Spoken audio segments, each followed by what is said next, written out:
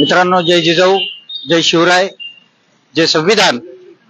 आज श्रीरामपूर शहरामध्ये गेल्या 3 दिवसापासून विस्थापित गाळेधारकांचा आमरण उपोषण चालू आहे आणि आज या आमरण उपोषणामध्ये 3 महिला या ज्या आहेत ते अंत्यवस्थ झालेल्या आहेत आणि त्या अंत्यवस्थ महिलांना दवाखान्यात हॉस्पिटलाइज करण्याकरिता ॲम्ब्युलन्स इथं दाखल झालेली आहे।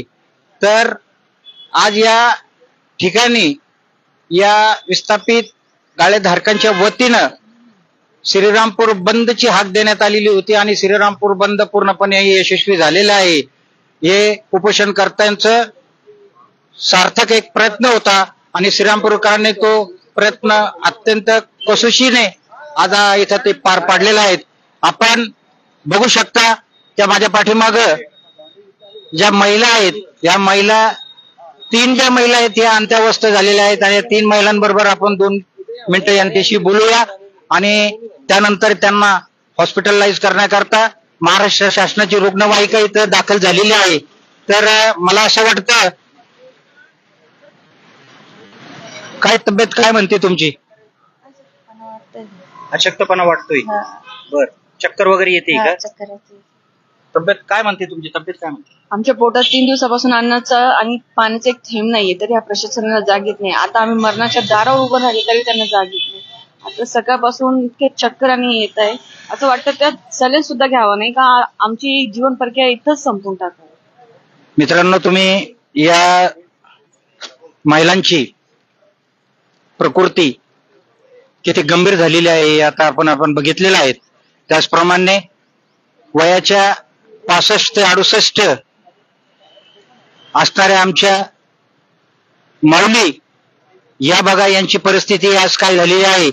आणि मला असं वाटतं की फक्त ही जी लोक आज उपोषणाला बसलेली आहेत ही काही करोडपती अब्जोपती नाही आहेत, ही गोरगरीब आहेत आणि या गोरगरिबांना फक्त 5 फुटाची मागणी आहे।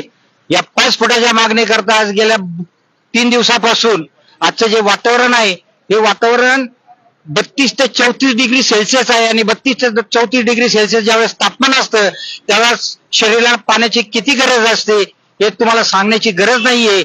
मला असं वाटतं या उपोषणकर्त्यांच्या पाठीमागे संपूर्ण श्रीरामपूर शहर उभं राहिलेलं आहे आणि ते उभं राहत असताना त्यांनी पूर्णपणे श्रीरामपूर शहर बंद पाडलेलं आहे। आपण बघू शकता। मावशी, आजी, काय वाटतंय? मला ना चक्कर येते आणि लई होत, मला त्रास होतोय मला शुगर आहे। यांना शुगरचा त्रास आहे, थायरॉइडचा त्रास आहे।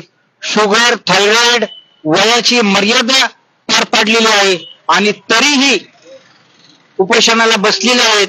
त्याचं फक्त कारण एक आहे का पोटाची खळगी ही 2 वेळेस भरली पाहिजेत, या निमित्त या करिता ही लोक उपोषणाला इथे बसलेले आहेत। माझी शासनाला आणि प्रशासनाला विनंती आहे, गेल्या 3 दिवसापासून ही जे उपोषण चालू आहे आणि आमरण उपोषण चालू आहे याचे त्वरित दखल घेऊन काहीतरी मार्ग काढावा अशी विनंती करतो। थांबतो। परत जय जिजाऊ, जय संविधान, जय शिवराय।